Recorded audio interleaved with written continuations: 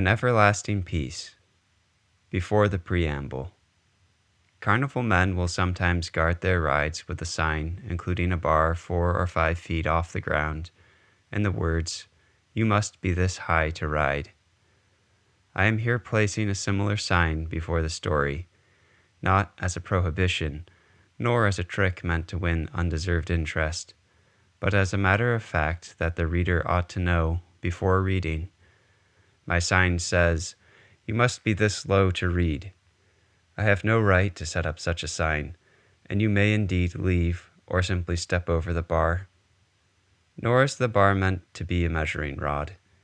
It is a forewarning that you may need to duck to get into what follows, because it is small and oddly shaped.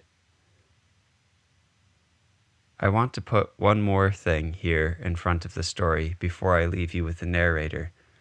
It is about that last phrase, oddly shaped, which I have been trying to understand in horticultural terms, because there is such a bounty of examples of refigurings in the gardener's work, unexpected for the layman, but in actuality productive of much fruit and beauty. To take the most extreme first, there is the practice of coppicing, in which a tree is chopped down to a stump in the winter, which would seem like the best way to kill it, but which, in fact, when done to the correct kind of tree, yields a great number of viable shoots in the spring and multiplies the tree's growth. And there is the practice of espaliering a tree, so that it grows as flat as a wall, and sometimes at apparently unnatural angles. The technique involves the cutting of some limbs and the binding and restricting of others, and it can result in a peculiar beauty and more bountiful fruit.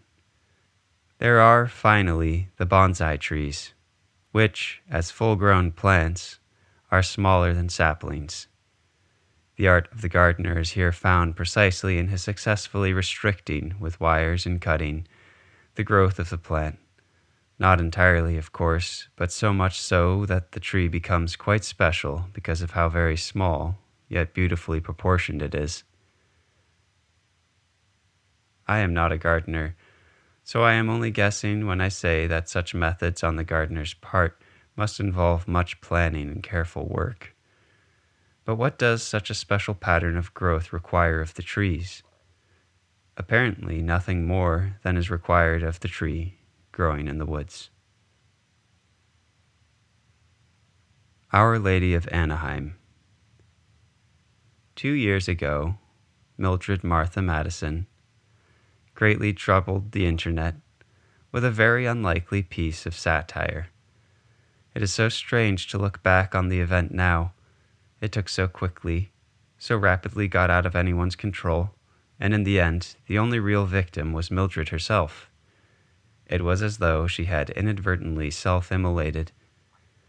She went suddenly from a little-known freelancer for online publications to what seemed like an object of hatred for anyone with an opinion and the desire to express it on the internet. The piece is the Our Lady of Anaheim letter. If you haven't figured it out yet, yes, it was satire. It was a joke. The obviousness of this hasn't stopped her thickest attackers from claiming either that this most natural explanation of the piece is a cover-up, or that the letter was in such poor taste that the intent behind it doesn't matter. I hope that most of those who read this will already have realized for themselves that the piece was no more than a joke. But just in case there is any doubt, I will explain it below, although that is not really why I am writing. I am writing as a friend of Martha's, who had to watch as the good woman lost her livelihood because of this letter. Please don't think that the OLA letter was just the sensation of a week. All of that excitement was cheap kicks for the internet, but it has completely leveled a good person. I hope that you will see that by the end of this piece. The Lady of Anaheim letter, if you missed it, was an open letter to the CEO of Disney, pleading that she help further the case of a young man named John Jacobson, who had seen a vision of the Blessed Virgin while at a food court in Disneyland. She wrote that Our Lady appeared to him in a resplendent crown, dressed in white, and draped with a beautiful light blue mantle, and that she told Mr. Jacobson that a shrine devoted to her son's pierced side should be built in the theme park. The letter then describes a series of miracles that are clearly mimics of those in the famous Nuestra Senora de Guadalupe story. JJ writes an email to the bishop explaining the apparition and the request for a shrine. He is denied, and then Mary appears to him again while he is in line for the Tower of Terror and calms his doubts about whether he is the right one for the job by telling him she has chosen him for the work. He emails the bishop again and is told that there should be some sign given to verify the authenticity of the visions. Mary appears to him again while he is in the lazy river at the water park and tells him to come again at the same time the next day to receive a sign. But the next day, when the time comes, he needs to go fetch some aloe for his uncle, who has been badly burned by the sun. On his way, he sees Mary again, and she asks him where he is going. When he explains, she tells him not to worry, and instead to fill a nearby pool towel with flowers that are growing along the sidewalk, and to mail it to the bishop. This he does, and when he returns home, he finds his uncle fully recovered, a small miracle. But the greater miracle comes when the pool towel arrives at the bishop's, and he opens it to find an image of Christ touching his pierced side and giving a blessing. There you have, in short, the essential details of the OLA letter. Obviously satire, and obviously a copy of the Guadalupe story. The events that followed its appearance in a small online publication are nothing short of ludicrous.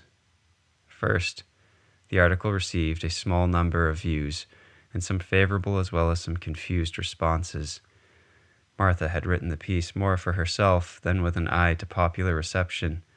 I remember she told me that she had had the idea when she saw a staunchly Catholic family member posting pictures from a trip to Disney. Martha herself is one of the kindest people you could hope to meet, but she has a keen sense of irony, and on occasion will drop a caustic remark that seems to clash entirely with her normal mildness. This piece was like one of those quips which are sometimes said so quietly that they go unheard. So it was a surprise when the thing started showing up elsewhere on the internet. It had been reposted, and the internet goblins were immediately smitten with it. Did they know it was ironic? Probably, but I don't think that mattered really. It was ridiculous and uncomfortable. It poked the flabby underside of mainstream America. It had potential to upset any number of people. I think that is all they needed to latch on to the thing. And once they had, they started spamming it and building the myth. Someone posted an artist's rendition of the holy pool towel, which was done so convincingly that I wonder if it is sacrilege. Others organized a posting campaign to flood Disney's social media outlets with posts of the article, and to the post, "Build John Jacobson's shrine to the pierced side." The number of spammers grew when other trolls jumped on the bandwagon, and then sadly, genuine but obtuse believers also took the thing up. It is the strangest part of this whole thing that the piece, intended to satirize Disney and Catholics, became dear to people who love Disney and Catholicism, and thought it would be wonderful for the two to be wed in this way. This new contingent of sincere devotees to the OLA letter must have done nothing but increase the fervor of the gremlins who had started the thing. At the beginning, this whole process surprised Martha, and I remember laughing with her about it, but it soon got out of hand. The increased visibility of the letter and the new development of sincere devotees changed things. Two new groups emerged at this point. There were Catholics who recognized the letter as a fake, and there were activists who didn't care whether it was fake or not, as long as there were people willing to push for a Christian building in Disneyland. As for the Catholics, the worst of them found the original article and started posting some of the most horrible things, some of them veiled with concern for Martha's eternal well-being. Things like, "I pray that God forgives your sick. Repent and save yourself from being damned," and the blunt, "Go to hell," and the somewhat too lofty for the comments section, "The Blessed Virgin is immaculate. Even your filth can't leave a spot on her." I have spared you the worst of them. A number of them were violent, and the site eventually had to close the comment section on the article before removing the original article altogether.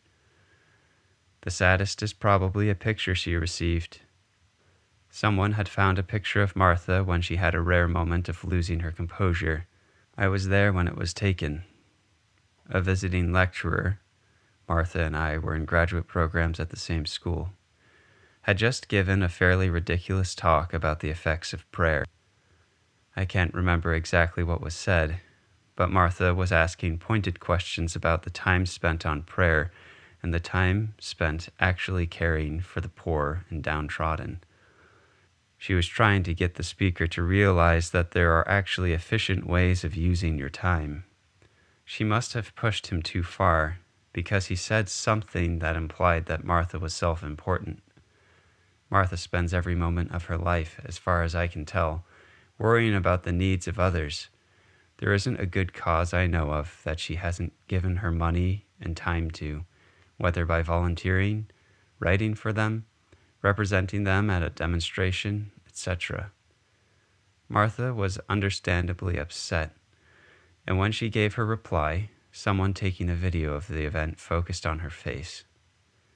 Whoever it was who made this picture took a still of her face as she replied to the insult and then photoshopped it onto Luca Giordano's painting of St. Michael defeating some wailing demons.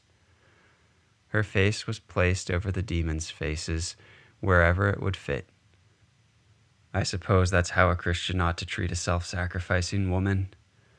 All of this hatred came out of the assumption that Martha had some theological axe to grind. In actuality, the OLA letter was never about insulting Christ or even mocking Mary, although the strangeness of Catholic attachment to her is plain enough in the piece. If you read the piece with any sensitivity, it is poking lazy, privileged Catholics, and, I would say, any such kind of moralizer, for hating suffering and work. Why is it ridiculous that there should be a shrine to the pierced side in Disneyland? Why is it ridiculous that there would be a divine apparition in a Disneyland food court? In Martha's own words, those are the questions the piece asks. As for the activists, there was some debate about the letter's authenticity at first. Martha's previous articles did nothing to condemn her of being a fundamentalist, let alone a Christian. But they also didn't pardon her from suspicion.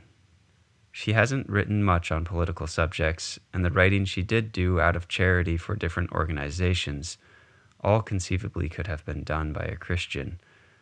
Some pointed out that she had a Catholic upbringing. It is true that she was raised in a Catholic family, but she left the church when she left home. She told me that whatever someone might believe about God and Jesus Christ and all of that, she couldn't be part of an institution so corrupt that it had, among other things, patently sexually assaulted minors and then covered it up. This debate, as far as I can tell, never really went away and was always in the background when they moved to the practical consideration of stopping the duped believers from pressuring Disney to satisfy their request in the letter. Before the whole thing reached the ridiculous point at which both Disney and the bishop were forced to make public statements that they had no knowledge of anything that would suggest the letter's authenticity, this group of activists, for lack of a better word, had begun to produce arguments against the harmful encroachment of religious institutions into the public sphere, about how unsafe some of the guests, especially those persecuted by the church, would feel if this were allowed to happen. And, to consummate the absurdity, this attack went hand in hand with the claim that the piece was racist, because it mocked the culture from which the Lady of Guadalupe story had arisen.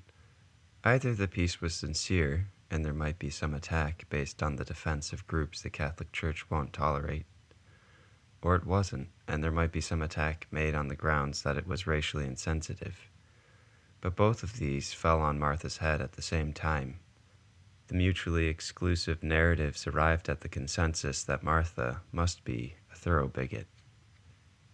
Even if the piece were sincere, is Disneyland now the holy land of the secular world? Do we need to defend it from religious invaders? Let them build a mosque and a Jewish temple right in the middle, as well as a shrine to the pierced side. There has to be something more worth fighting over than 100 acres in California, where the bourgeoisie mill about in lines like thrill-seeking cattle, waiting to be whirred around by a machine or launched through a wet tube. But I have never been to Disneyland, so I don't actually know what it's like. I also have to admit that I don't care about the thing like Martha did when she wrote the letter, and that there is a sincere moral aspect to it in her case that there isn't in mine. Martha looks at Disneyland, and she sees an injustice. Lazy pleasure-seeking in a world full of starving babies and oppressed people who need help. She does this in a way that only someone as self-sacrificing as she is could be justified to. I look at Disneyland and I see an expensive waste of time. It is probably to my discredit that I am not as purely committed to ideals as Martha. When it came to the matter of prayer, I also thought that the lecture was vapid. But I am content to let a person hold his hands together and talk to himself quietly, if he is not doing anyone any harm in the process. But it's not the same for Martha. As I said before, by a bizarre course of events, it seemed like everyone had an opinion about the OLA letter, but I can't think of a single person who understood it. And Martha was the only one who really suffered for that. Her name became synonymous with controversy, and she seemed to be hated by everyone, not infrequently for entirely opposite and incompatible reasons. None of the publications who used to publish her wanted to risk repercussions from the different mobs chasing phantoms, and she lost every writing job she had. She had to rethink her career entirely because of a week or two of the internet losing its mind. I saw Martha the other day to ask her whether I could write this piece for her to try to undo some of the damage. She seemed detached as she sat opposite me in a coffee shop just above the bookstore we used to frequent in grad school. "Do you think it matters?" she asked me. She smiled faintly when she did. I felt like crying for her, although she didn't seem unhappy. "I do think it matters. Of course it matters. You matter, Martha. I want you to be able to work again." "Thank you. Thank you. You can definitely write it. Please do. Thank you for offering to do it." She started to change the subject and to ask me about what I had been up to recently, when I noticed that she had among the notebook and papers in front of her a copy of the Giordano picture with her face photoshopped onto it. "Why do you still have that horrible thing?" I interrupted and motioned to the picture. She took it out and looked at it silently for a moment. "I'm not sure, I just held on to it." She put it down for me to see. "I thought about printing the original, but I like something about this one. Why is he so calm?" She was talking about the angel Michael in the picture, who's over a mountain of demons with his sword poised for their destruction and an entirely impassive expression on his face. I honestly think he looks like a sociopath who can't empathize with his victims. I would have said something like that if the circumstances were different, but instead I said, "I don't know."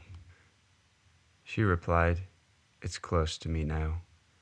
I tried to change the subject, but she stopped me to say, "Did you know that his name is a question? Michael is Hebrew for who is like God. Isn't that funny?" She was smiling as she asked this. A face like that belongs to someone whose name is a question. I would have thought it would be different.